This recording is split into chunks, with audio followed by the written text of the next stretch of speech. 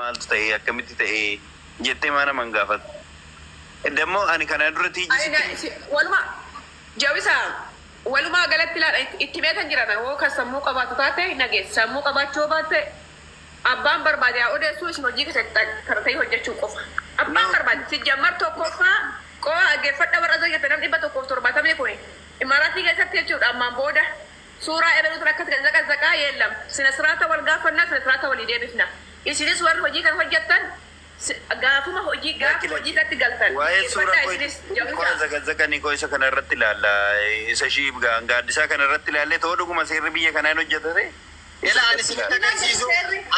ani isinitti agarsiisu tiiji mucayyoo tokkotu na posatanii ani gurra kiyaan waan gurra kiyaan dhagayeefan namichi kee waan natti neefan nan beeka akka hojjetu seerri ani isinittani ma tokkoffan maazarajaa muluun qaba waraqata koortiidhaan irratti deebiirra nan qaba qaa isinittan agarsiisa amma jechaadha isa akkasitti haasaamuun elaa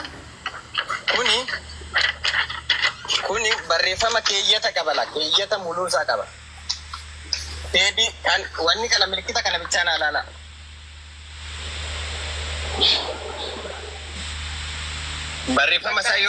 barreeffama isaa arabifamuu yoo an beektan ta'e keessan siifan aggeeffadhu oi gaaddisa laala gaaddisa oi gaaddisa gis tokko wannan nima laali baarich jawisa jiitu isin warra as keessirta warra komitti dhiisa isinittani malaal micaan kuni laala dhugaa rabbitti bar micaan kuni dhugaa inni qabu dhugaa Yesuus Kiristoos fi anabicha darge rabbi maal seetan inni waraqata miqootana namatti kenne laal namni sun immoo hanga maal ji'uun ga'e waaqa kana itti yaame maaloo micoonni akkatti na qabaa jirti rabbi kana itti yaame waan barbaade itti faarsee kadhatee akka dubartiitti jilbiifatee kadhatee namni sun birrii kana deebisuu fi didaa dubbii isaatu marsi isaatu deebisuu dida aggeeffatee nama sirja garuu micaan kun micoota narraa birrii fuudhee paaspoortii kana immoo waan ta'esan siifana qaqqisee irraa fuudhee nama wajji waan ta'eef namni sun immoo hin kaade inni galee inni immoo edduutti sillifamee kan zaqazaqamu isa mataasaati garuu inni hadaraa namatti kennate namni sun immoo hindi deera hadaraa isaasan micaan kun booshii gaafa natti dhaggeeffate dura nan loleen ani isaanuu bilbilee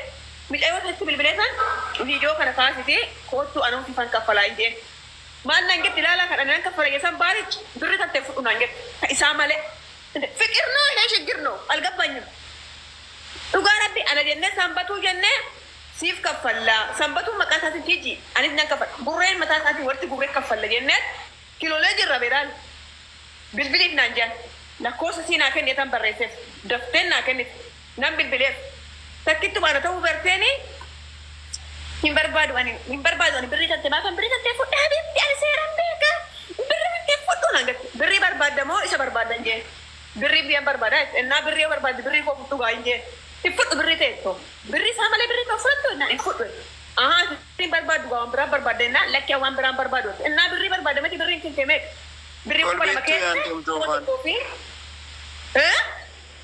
mucoofaan ol beeku ollaadha biti garuu ijoollee biyya tokkooti biyya tokko sanuu biyya tokko yaan ijoollee mee biyya tokko faa taatanii sheebir isin hin qabu biyya tokko faa taatanii biyya amma fakkeenya Asha Garneen እኮ የሰፈር ልጆች ደግሞ ብር የሰጠችኝ የዛሬ 1 ወር ነው ብር ያነጥቀኝት እጀት እኮ እንከን ድሮ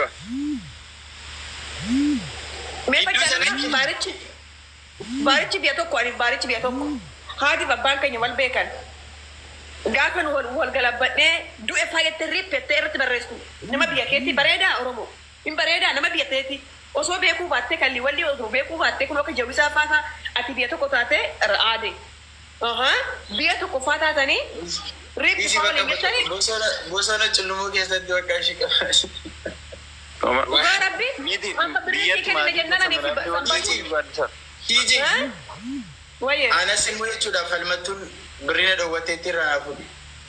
Si jammarna dhoowwatte na dhoowwatte jechuudhaan taane ani immoo anna aarse maalidha beektaa waa'ee falmattuu silaa duran beekna akkasii fi nama 7 natti mate 50 nama 50 owattee jira isin 50 raffida nama si fidattee 50 garuu guyyaan jira guyyaan gadi ba'ee dubbata dittani maa koottoti tigis falmattuun ammaa ani nan beeka akkashiin baarichi birrii dhoowwatte birrii 2,000 moo meeqa dubartii faa birrii sinootaa isin diraama meeqa 2,000 diraama 2,000 dhoowwattee kaateti Ay, baarichi gaafa gaadisaan pussotamu koomentiidhaan anis gadiin baasa yookiin birrii konaa kenni midhaamina jettee pussotte. Ishi ji'a lama dura kadhannee namni ishiin gaafatiin hin jiru waa'ee birrii kana. Akkamitti immoo isa kana silaa nuti akka walitti dhiyaannu hin beekti. Ifi nama otoo 2,000 sana kenniteefi baarichi immoo gaaddisaa kennee mucayyoo kana immoo ishiidha eeggatee akkasitti iyyuu ta'uu hin danda'a ture. Anshiimmoo akkam akka ta'e beektu sila sinitti nima takkuma jammarre. Viizaa 5 natti kennite. Viizaa ijoollee 5 viizitii 5 natti kennite. Isin? Viizaa ijoollee 2 nan baaseef.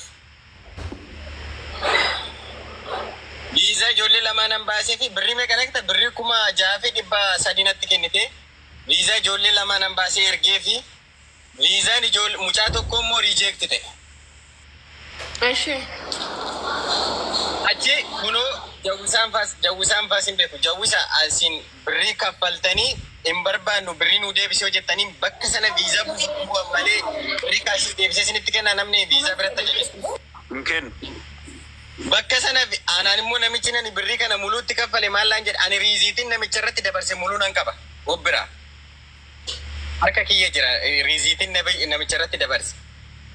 Namichaan tokkichi riijeektii ta'e kan lamaa tafa mitire kan lamaa hafu kana namichi bakka biraatti viizaa buufatte malee birrii sii deebisuu hin danda'u siisteema irraa sii kanas salee naan jedhe.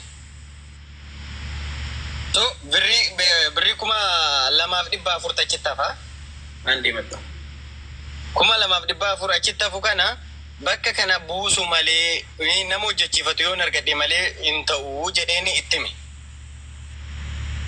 Ani simbasa naan jettee deengadda chaatii ani jedhe ani waan biraan dubbanne ay deemitoo seeraan nagaafadhu nakasa seedhee ID kiyya ergeef. Dhugaa waan soban qabne ID kiyya ergeefi deemi nakasa si jedheen. Seer miidiyaa miti kan seeran nama birrii namarraa fuudhu seerri hin jira. Keeyyata qaba keeyyata wanti inni sun akkaataan itti matan hin jira deemi na himadhu yeroo sana haala jiru nan asraddaan jedheen. Ishiin seeratti siimatti ati seeratti biradnaarratti waa'ee sanaa itti muudhaaf. Nan asraddaa yoo barbaade immoo namichaan akkaawuntii irratti galche sana waaminaan jedhu wayi dammoo isa gaafadhu naan jedhu innis immoo istiraateejii ulaagaa ittiin kaampaaniin isaa hojjetu hin beeka waan ta'eef wanta sanatti agarsiisa hallaqe wanti biraan jiru. As deebi'ee immoo mucayyoo ishee amma na postotte kanaan wanta kanarraa dubbachuun barbaadu gin deebitee irra deddeebitee even aga keessa darbaa biyyatti irree maatiin waa meeqanaan jedhutti aga safarri ijoollee waliin jiraadhu mucayyoon ijaa biyya kiyya taate ijoollee biyya kiyyaati kan mucayyoo kana argu kan ishii jala jirus ijoollee biyya keenyaati ijoollee safaraati keessa darbaa aga ijoollee maqaa biyyatti irree aga waan maqaan taaneeti waamamuttan deeme. Mucayyoo kana viizaa appilaayi godhettee natti kennite. Ishi. Viizaa appilaayi godhettee natti kennite hojjaa duraa natti kennite namichi kootaan qabu qoy kootaan ajajadha naan jedhe. Ishi jedheetinan kootaa kenna ajajatuuf isa eegee ture guyyaa 7 booda kootaan naa dhufeeraa ergi paaspoortii naan jedhe. Ay qoy harkattan sitti kenna. Tiijii dhaggeeffatte sagalee sana. Qoy harkattan sitti kenna eessa jirtaan dhufa jedheen paaspoortii dhaqee harkatti kennee birrii wajjin harkatti kennee bannaatee dafiitoo mucayyoo kana hundarra mucayyoo kana dursi hojjedhuu fi ijoollee biyya kee even immoo birrii nan sagalee nan jedheen nan qaba ati birrii 4,000 kaffalte anittan sii dabala kan hojjetteen naa kennite rakkoon qabu jedheeni ishiidhumatti sagalee akkasittiin qabaafi ture gaafa jammara waliin haasofne jechaadha. Ay bakka ammaaf kanoo qabaatti rakkoon qabu si jammarsiisee ID immoo jejaanis kaffaltee wayimmoo ani itti sii guutee sirraa fudhadha jedheeniin ture. Kaza jenne mucaan arra boreedhaa gaafa kaanii appilaayi godhee viizaa kana. Gaafa appilaayi godheef mucayyoo kana appilaayi godhuufi boota biraatti jammaramee ture. Akkana jennaan ay madaamiin koo tokko naa jammartee turte ishii ta'a laata qoyee nan gaafadhaa jette. Arra borotoo jedhu mucaan deebee silkiin irraa kaasuu dide. Inni ati viizaadhaaf birriitti kennite. Inni nani viizaadhaaf birriitti kenne sirma narraa kaasuu dide. Waan inni jedhee nu agartanii dhugaa rabbi waan inni jedhee kadhate imimmaantu na qabee rabbi.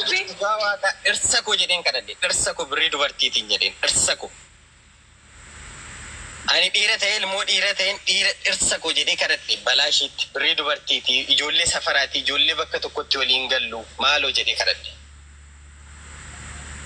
Kaza birrii 2,300 irratti ergee birriin akkaawuntii irra ishii qabu ishii kana bichaadha jedhe.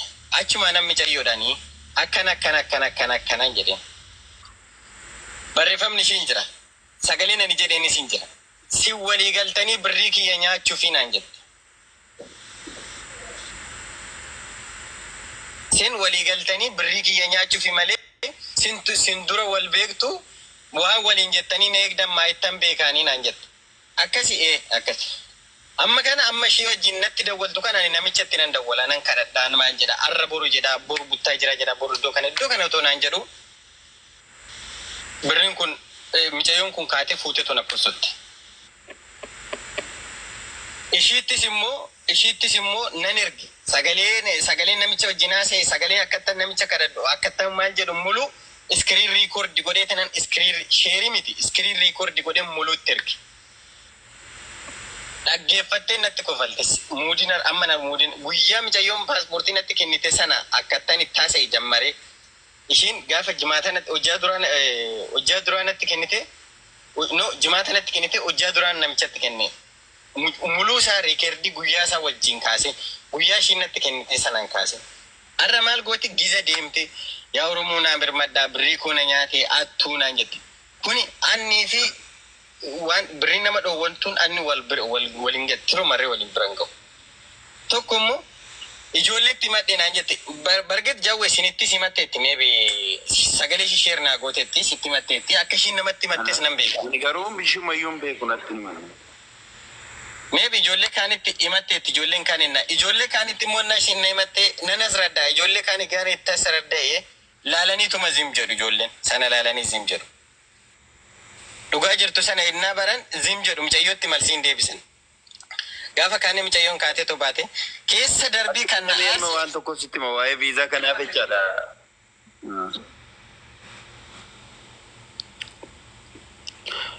Akkas ta'uun qabu ture beektaa amma fakkeenyaaf tiijii dajuun beekta miti. Dajuun beekta tiijii. Warri jiituun hin beektu. Inni birrii 3,000 nyaatameera dhiira mitiin. Waa'ee viizaati birrii 3,000 nyaatameera. Mucayyoon nutti dhiyaattu annu faana jiraattu dastaa kan jedhamtu birrii 3,000 nyaatamteetti. Giraama 3,000 jechaadha. Inumaayyuu namni nyaatama garuu dastaa nama mucaa sana hin possonne sanas naa ta'e hin jenneen kanas naa ta'e hin jenne cuqqaalamtee dhiistee karaama keessas galu nan gala jetteetuma booddee deemtee mana madaami gala. Maalidhaa ijoolleen keenya rakkoon isaanii yoo waan tokko nyaataman yookiin immoo yoo waan tokko birrii yoo namarraa qabaatan butanii miidiyaatti fiigu nama possotu inni kun immoo furmaatan ta'u ani ofan eeggadha akka waan namaa hin nyaanne akka waan namaa natti hin buune garuu ani na possonnaan birriin deebisuun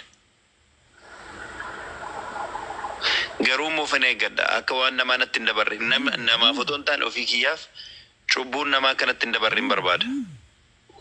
Maaliif jireenya irraa kun hin darbaa boru jireenya qofa balleessuu danda'a waan ta'uuf.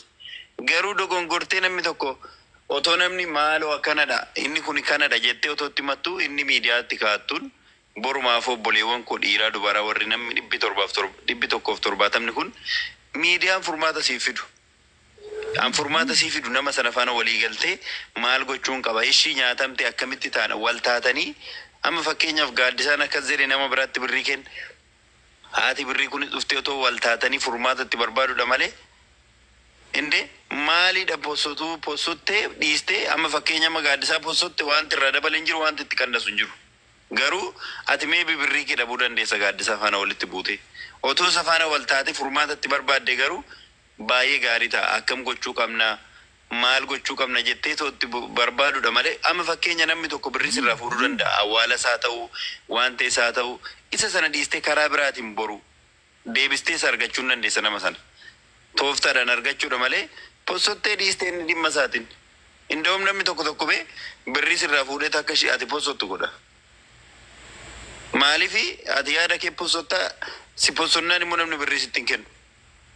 Namni tokko amma fakkeenyaaf waa'ee birrii awwaalaatis haa ta'u, waa'ee paaspoortis haa ta'u, waa'ee qaamas haa ta'u, namni hojii hojjettu keessatti rakkoo hedduutu si quunnama. Nama faana walitti bu'uutu jira. Nuti nama baay'ee faana hojjenna beektaa? Garuu akkanumatti gaafa laaltu dafki namaa birriin tokko sitti dabarraan jireenya kee balleessa. Jireenya kee si bada. Ati immoo jireenya irra jiraattu bicha otoo hin taane isa boruu isa lafarratti isa waaqa irratti ilaaluu qabda. Ergamu ammoo kun ta'ee namni tokko namarraa fuudhee nama dhoowwachuu danda'a. Obsaan eeggattee wajjinii wal taate furmaatatti barbaadutu gaariidha malee possottee dhiistee inni kun ajandaa miidiyaati torbee tokkoof irraa bookkisee dhiisa malee wanta sitti fiduun qabu siin jechuu barbaadeetan. Garuu deemtee boruu nama sana faana walitti dhufuu qabda. Waan ragaa qabatamaa gochuu qabda gaafa gootu. Amma fakkeenyaaf inni amma ishiin na possotte jedheeti baasee itti godhate miti himata isaa baafatee waan waraqata isaa baafatee ta'a. Atis immoo gaafa itti kennitu yookiin gaafa birrii namatti kennitu ragaa qabatamaadhaan akkaawuntii irratti birrii galchuudhaan wanta boru seera irratti fuulduratti nama ittiin gaafachuu dandeessu gochuu qabda. Amanamummaan immoo dhiiraafis dubartiifis nama kamiyyuu baay'ee barbaachisaadha. Hojii kee irratti. Wanta ati baruu qabdu anaan even birrii natti kennuu ishii ragaadhuma tokko illee hin qabdu tokko dhaggeeffadhu sitanii maal. Ani dawwalee fitan